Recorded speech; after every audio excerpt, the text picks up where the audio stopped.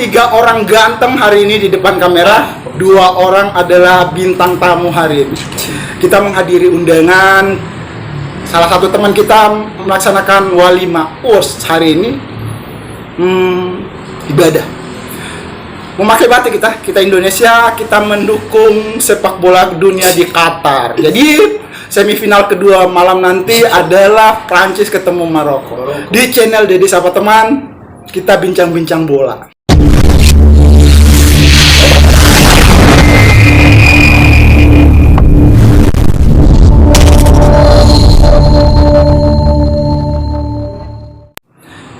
Dua teman kita ini sebenarnya adalah abdi negara. Jadi mereka ini bekerja sebagai ASN juga, kadang-kadang juga jadi penjahat sih aktivitasnya. Jadi kita coba kenal lebih dekat. Amin. Boleh dikenali?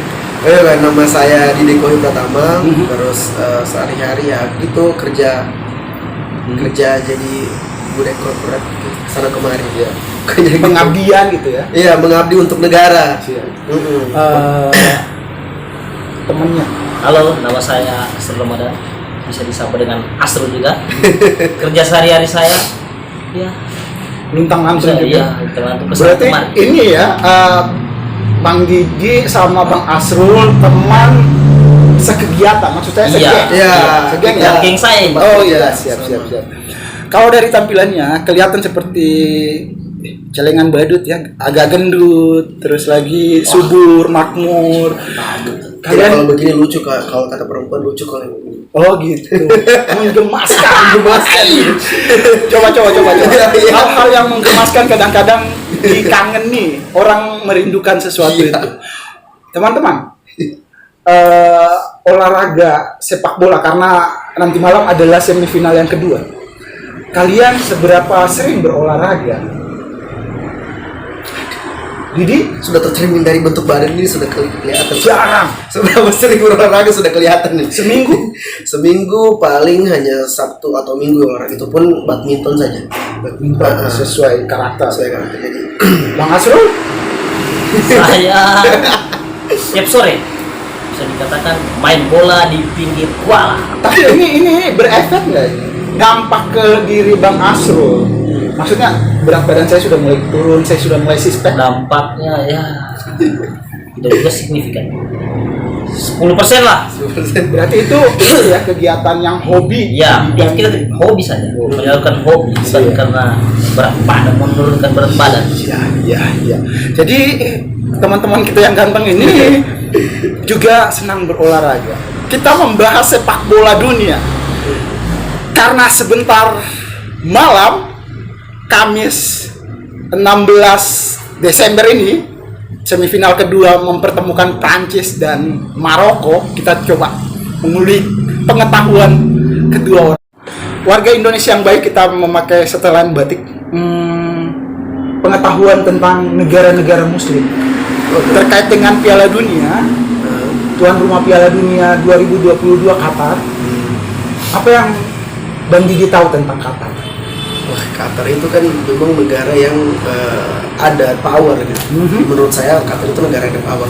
Maksudnya bagusnya Qatar menjadi tuan rumah Piala Dunia, suguhannya ke kita, maksudnya itu suguhan ke mereka yang datang, itu masya Allah keren sekali. Selain juga negara Muslim, di Qatar juga di cara mereka memperlakukan tamu itu memang full-fullan. Bayangkan lapangan saja, ini kan beberapa negara Eropa tidak bisa bermain di cuaca yang sangat panas. Ya. Beberapa lapangan orang pasangkan AC. Iya. Untuk itu. Jadi maksudnya persiapan mereka untuk jadi tuan rumah itu memang. Terus kemudian ada sedengar beberapa berita karena dengan sungguhan yang tadi, dengan keramahannya mereka, ada beberapa orang ini yang tertarik untuk mempelajari Islam itu sendiri. Terus kemudian ada beberapa orang yang masuk Islam di sana Qatar gitu. Ini dari literatur ataupun informasi yang baru ditangkap ya. Informasi yang saya tangkap gitu. Gini, Qatar adalah salah satu negara di Timur Tengah yang mayoritas Muslim juga, negara paling kaya juga. Nah, kalau Bang Didi lihat setelah perhelatan FIFA World Cup 2022, apa yang terjadi lagi nanti? Mungkin kalau dibilang dilirik sudah tadi memang sih Qatar ini, cuman apa ya? Qatar itu gimana? Gini. Ini ya, kadang-kadang kalau kita ya ditunjuk sebagai host tuan rumah perhelatan internasional, entah itu Olimpik atau World Cup, nanti terdampak ke ya paling ke negara itu. Maksud saya gini, apakah nanti Qatar tetap bisa mempertahankan seperti ini? Menurut Didi, Saya rasa bisa sih Qatar. Maksudnya setelah mungkin Piala Dunia mungkin bakal banyak investor yang investasi ke Qatar gitu. Mungkin lapangannya atau tempat wisatanya gitu. Karena itu kan menarik investor istilahnya. Kita bikin sebuah perayaan dengan suguhan yang begitu menarik, terus kemudian investor tertarik. Terus kemudian mungkin bisa jadi tempat destinasi wisata baru untuk orang-orang karena sudah melihat Qatar ini kayak gini loh. Jadi yang mesti digaris tebali, digaris bawahi, Piala Dunia Qatar ini sukses. Soalnya dari opening ceremony itu dia sudah tunjukkan bahwa Islam itu eksis. Maksudnya Islam itu tidak dengan kekerasan yang seperti kita pikir.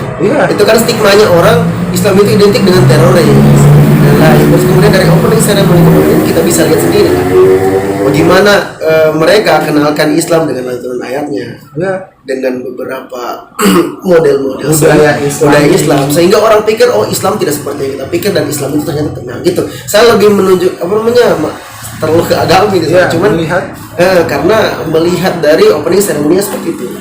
Jadi mungkin itu yang bakal menarik orang nanti. Mungkin menarik orang untuk mempelajari Islam.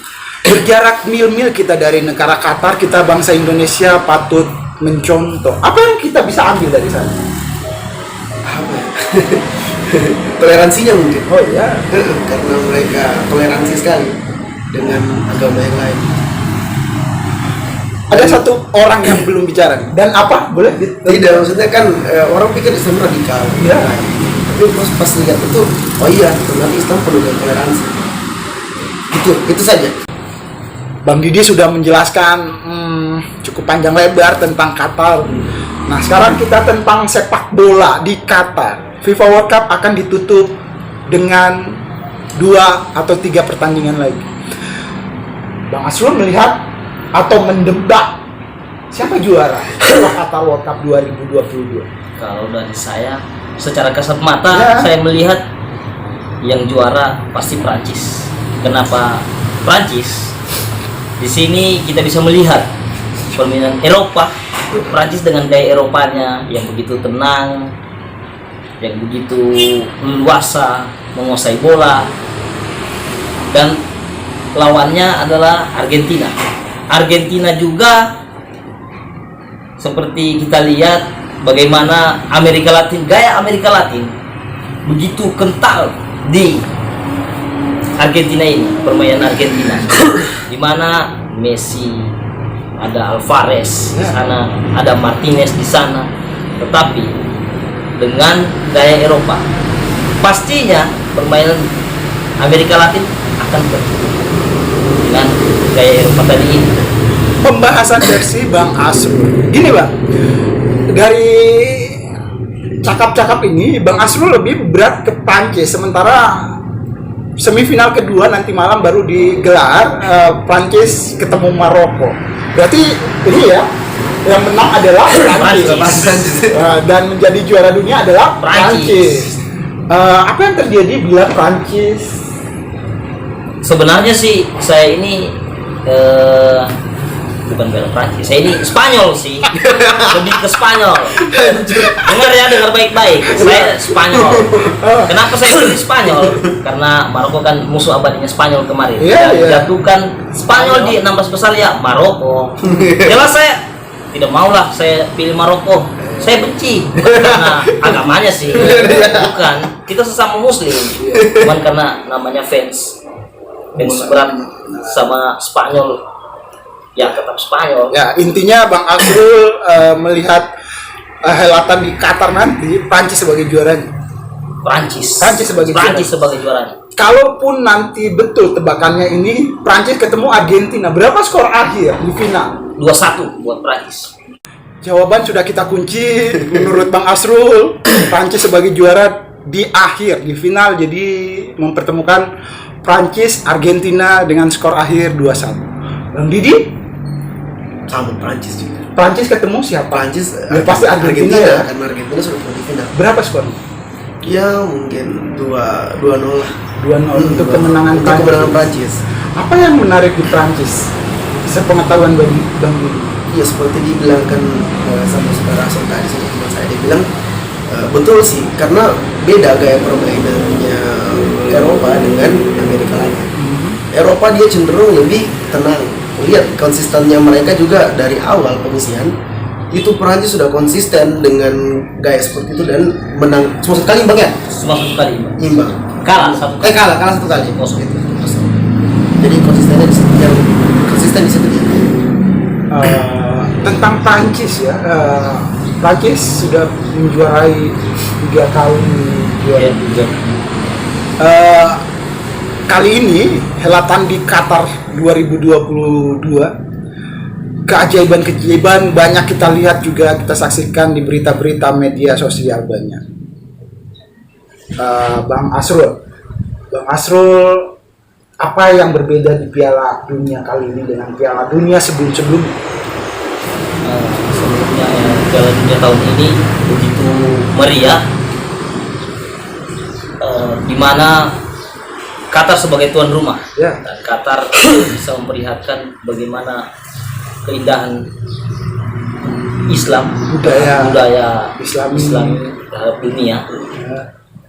Sudah dijelaskan dengan saudara Didi tadi di Ya, awal, ya. bagaimana Qatar ini negara kaya, dan pasti feedbacknya ke Liga Qatar, Negara tersebut ya. negara tersebut. Tuan rumah. Iya, pasti ke negara Qatar dampaknya begitu signifikan terhadap Qatar, karena kemarin ada perhelatan Piala Dunia, dan selesai itu pasti banyak pelatih-pelatih yang melatih di Qatar karena bisa jadi uang. Masih wilayah Asia. Negara Qatar adalah negara Timur Tengah di benua Asia. Kalau menurut teman-teman berdua nih, kita sebagai bangsa Indonesia dengan helatan FIFA World Cup Qatar 2022, dampaknya ke sepak bola kita apa ya? Kalau Bang Didi melihatnya? Waduh, paling lebih ke membakar semangat saja.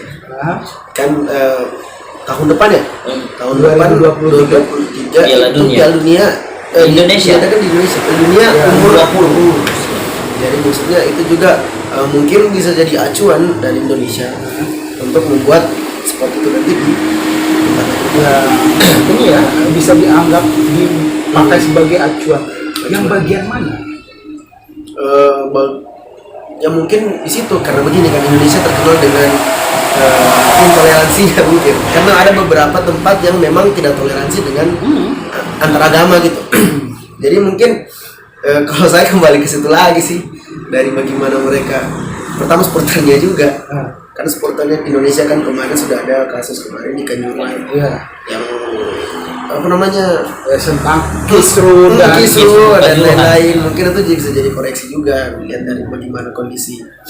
Kalau Bang Asrul melihat Indonesia ditunjuk sebagai tuan rumah, kehormatan bagi bangsa kita. Fasilitas yang nanti di Indonesia diadakan di Piala Dunia Itu banyak sih. seperti apa ini? Apakah kita sudah siap atau memang Banyak banyak sih. yang harus dipermak lagi? Banyak. Tidak se ini Banyak ya, sih. tidak sekaliber Piala Dunia Qatar. Itu kalau saya melihat banyak lah. Akhirnya ini bukan Banyak Qatar, lah. bukan Ini- sepak iya, bola iya, sama. Iya, ini kan perbedaan Bukan sepak- Qatar dan Indonesia jauh, Jauh. Minta maaf ini, Iya. jauh. Bukan karena kita apa namanya kita punya negara sendiri, Iya. bukan. Cuma kita harus Mau ditangkap. kita harus contohi, kita harus contohi Iya, iya. bagaimana Cuma kan perbedaannya cara itu. Qatar memeriahkan Heeh. Korea Piala Dunia ini. Iya. Kita contohi Siap yang untuk kedepannya bagaimana Indonesia harus sukses menggelar Piala Dunia Dengan kelompok umur 20 Satu. dengan apapun Dengan- adanya bangsa kita. Iya. Apapun yang kita miliki. Iya, walaupun kondisi mungkin lapangannya yang kurang baik, itu maksudnya itu jadi acuan bagi kita masyarakat Indonesia. Penonton juga harus ramah, terima kesalahan, harus lebih dewasa lagi. Tidak boleh kalah, kita harus rusuh sana sini. Tidak boleh, kita harus dewasa sekarang. Dari tampilan kita bertiga masih muda-muda, 17 tahun ke atas lah. Ke bawah. Pak, ini luar biasa. Nonton ke bawah ya. Jadi teman-teman muda, kan masih muda, masih sering kita akan menyaksikan Piala Dunia lagi. Piala Dunia, harapan kita tentu semuanya sama ya. Kapan Indonesia bisa bicara banyak di kancah dunia? Ya minimal di Asia lah. Harapan untuk sepak bola Indonesia, Bang Didi, apa yang diharapkan untuk sepak bola kita? Asal aja dulu kayak. Bang Asri lihat seperti apa? Sepak bola kita ini apakah tarkam-tarkam saja? Ya, harapan saya kan di 2026 ada ketambahan Kuota Piala Dunia Ya. dari 32 ke 48 negara. Kemungkinan Asia ada ketambahan, ketambahan kota. Harapannya Indonesia salah satunya tembus di Piala Dunia 2026. Kalau melihat Indonesia sekarang dengan Indonesia kemarin, pasti Indonesia sudah bisa berbicara di kancah Piala Dunia. Walaupun potensi berarti ya. hanya tembus di kualifikasi. Belum sampai ke jadi final. berharap di 2026 saya berharap banyak di 2026 Indonesia bisa berbicara banyak di Piala Dunia tahun 2026. Bang Didi melihat harapan Bang Asrul terlalu muluk-muluk atau memang sedemikian? Karena bagus sih, betul kayak karena kesempatan kita tadi dibilang ketambahan kuota ya. Terus kemudian peluang kita, terus kemudian kita lihat potensi pemainnya kita, maksudnya dari yang muda-muda ini, mereka punya potensi untuk bisa bersaing lah untuk kualifikasi. Meskipun kualifikasi dulu, asal masih bisa. Jadi harapannya, kalaupun bersaing di Asia, Asia Tenggara kita bisa lalui Asia. Bang Didi melihat Indonesia sudah belum? Saya rasa bisa. Kita masih lihat ke depannya bagaimana potensi. Cuman kita punya potensi, misalnya kita punya potensi. Tinggal bagaimana cara kita memperbesar potensi kita untuk masuk lagi gitu mungkin. Ini ya, karena kita masih muda, tentang muda-muda lagi. Karena pemuda adalah lambang sejarah. Generasi emasnya sepak bola Indonesia ini bersama Sintayong, kalian melihat itu sudah pas, Bang Asrul? Kalau saya mungkin pas di generasi Sintayong, karena di sini Sintayong tidak melihat di mana potensi anak muda ini bisa dia kembangkan ke liga-liga seperti Jepang, Korea.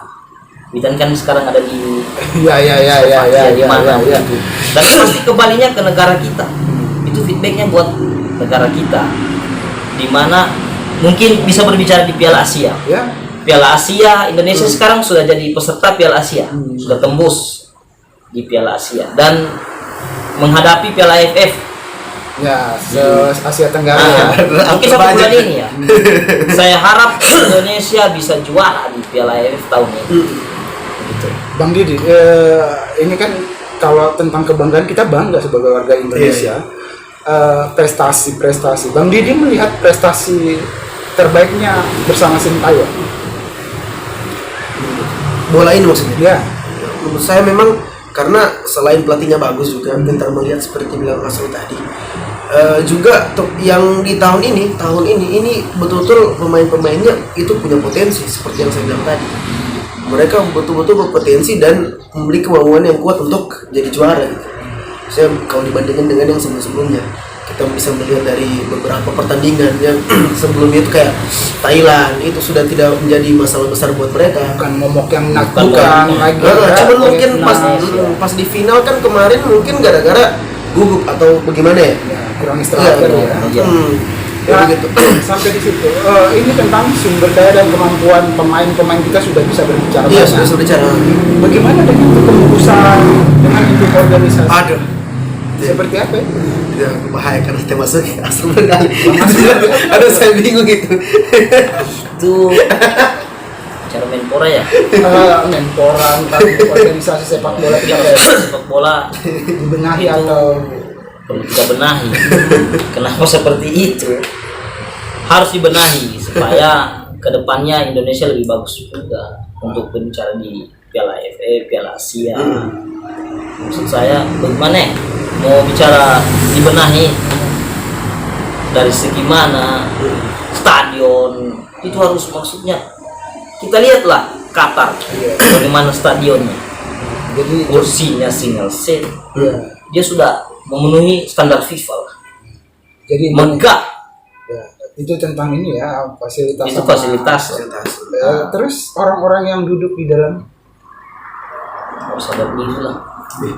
maksud sadar diri ini apa, di reshuffle, diganti saja Ah. semuanya dengan generasi muda yang lebih bersemangat. Kalau menurut saya harus diganti karena melihat kemarin tragedi Kanjuruhan seperti apa, Siapa yang bertanggung jawab? siapa yang bertanggung atas banyaknya Korban apa? korban yang berjatuhan di Kanjuruhan. Dipersempit, kita berdomisili di Sulawesi. Waduh. Melihat sepak bola di Palu, Bang Asrul melihat sepak bola kita di Sulawesi Tengah, khususnya Kota Palu. Alhamdulillah, Bagus. Kota Palu sekarang sudah bisa berbicara di Liga 2, yaitu Persipal. Iya. Maksudnya saya ada Berbangga hati. berbangga hati ya buat Persipal. Saya ucapkan selamat buat Persipal. Yang saya harapkan bukan cuma berbicara di Liga 2, di Liga 1 pun dia harus tembus. Bang Didi melihat prestasi kota kita nih dengan sepak bolanya seperti apa? Saya masih belum sih berapa. Tidak, karena beberapa pertandingan yang saya lihat kemarin itu memang Indonesia kuat pertahanannya, cuman bagian depannya yang susah. Persipal. Persipal itu. Ya gitu. Apa yang perlu dibenahi lagi biar lebih tajam? Mainnya. Pemainnya kayak Jadi kita mengimpor pemain-pemain dari luar daerah gitu. Nah, kita punya banyak pemain berpotensi, Potensi, cuma iya. bermain di luar daerah gitu. Jadi ya kenapa tidak? kenapa tidak? Terus begini, banyak sebenarnya Kak pemain-pemain yang kayak liga-liga tarkam yang punya potensi, cuma tidak dilihat. Maksudnya kita punya banyak pemain, maksudnya kita bisa lihat kan pemain-pemain liga tarkam. Terus lagi Sigi saja. Sigi di tiap kampung itu punya lapangan. Iya. Cuma kok nggak bisa bikin satu Iya. bersigi gitu. Ya, kompetisi yang bisa Iya, bukan bibit. itu lagi bibit itu kan. Iya. Karena harusnya lebih luas lagi dia punya pencarian. Percakapan kita dibatasi waktu. Teman-teman kita muda ini ya pasti punya banyak kegiatan dan waktunya kita rampas. Terakhir nih pertanyaannya, karena kita bincang-bincang tentang semangat berolahraga dan sepak bola. Anak muda berdua, Bang Didi, Bang Asrul, punya harapan-harapan ke teman-teman muda lain. Bang Didi, adakah pesan-pesan yang bisa menggugah anak muda supaya bisa menunjukkan prestasi di olahraga? Halo. Ya harapannya ya kayak gitu, konsisten aja. Menurutku konsisten. Jadi kalau untuk misalkan kita sudah suka sama satu bidang olahraga, kita harus konsisten untuk tekuni itu bareng. Jadi yang dijaga konsistennya. Ya. Ada pesan spesial khusus untuk generasi muda kita?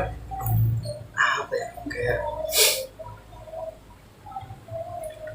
ya jangan menyerah sih. Ya begitu, jangan pikiran, cuma jangan menyerah dengan konsisten dijaga. Soalnya kalau tidak konsisten ya sudah. Bang Asrul berharap generasi muda kita jangan tercemar atau gimana? salah satunya di mana kita tahu narkoba ini Iya. begitu Merajalela. merajalela, bisa dikatakan seperti itu ya. Saya harap anak muda yang seperti saya, di mana harus menjauhi yang namanya narkoba, karena itu salah satu merusak generasi kita. Untuk Iya. itu harapan Itu kita harapan sama. saya. Nah ini pesan yang lebih menggigit ke anak mudanya apa? Kalau bicara anak muda ya, mungkin prestasi, kayak bola, kayak panjat tebing, bukan panjat ya Panjat panjat tebingnya tebing. kita dia Iya, iya, maksudnya Prestasi. Prestasi itu prestasi. Dimana harus diasah lebih bagus lagi. Dan juga saya berharap pengurus-pengurus yang ada di mungkin pengurus-pengurus ya semua pengurus-pengurus olahraga Organisasi olahraga kita. lebih Memperhatikan. memperhatikan lah Perhatian. atlet-atlet. Nah, biar anak-anak muda ini semangat untuk bisa meraih mimpi mereka lah, seperti itu. Kedepannya ini ya kita berharap sama ya yang Iya. terbaik untuk generasi muda kita. Memang seperti apa kalian melihat generasi sekarang ini? Apa jalan di tempat, maju lambat atau mundur? ini bagaimana kemajuan kalau milenial kan kak. Sudah milenial terus kemudian dia punya sisi positif dan negatifnya. Iya, betul. Sisi negatifnya itu saya negatif dulu ya. Nah. Sisi negatifnya anak-anak yang sekarang yang saya lihat itu tidak seperti dulu yang menghargai gitu. Ya generasi kami ya. Nah, generasi sekarang mungkin mungkin kurang penghargaannya sama yang lebih tua gitu. Melihat dari beberapa karena saya juga gabung di beberapa ormas. Di ormas-ormas itu saya sudah melihat kalau kurangnya akhlak. Seperti itu. Kelebihannya mereka punya inovasi-inovasi ke depan gitu. Mereka selalu punya ide untuk bagaimana cara membuat sesuatu lebih baik. Itu kelebihannya. Bang Nasrul menambahkan dan mengaminkan itu. Saya aminkan. Harus diaminkan. Karena Inovasinya. memang generasi muda ini adalah bagaimana berbicara anak muda. Jadi anak muda ini satu landasan buat negara. Di mana generasi muda ini sangat diperlukan untuk membangun suatu negara. Harapan bangsa ya. Iya. Bangsa mencerdaskan kehidupan bangsa itu anak muda. Itulah pentingnya sebenarnya. Jadi pesannya adalah itu. Itu yang adalah. terpenting adalah Iya. jangan terjerumus, Yang terjerumus. Iya. buktikan prestasi, Iya. tunjukkan kemampuan diri gitu ya. Berkesempatan di channel Dedi Sahabat Teman. Nah, boleh di say halo buat channel saya. Jangan lupa diapakan, Bang Dedi. Halo, jangan lupa subscribe channel Dedi Sahabat Teman. Bang Nasrul juga. Like ya, komen. Assalamualaikum.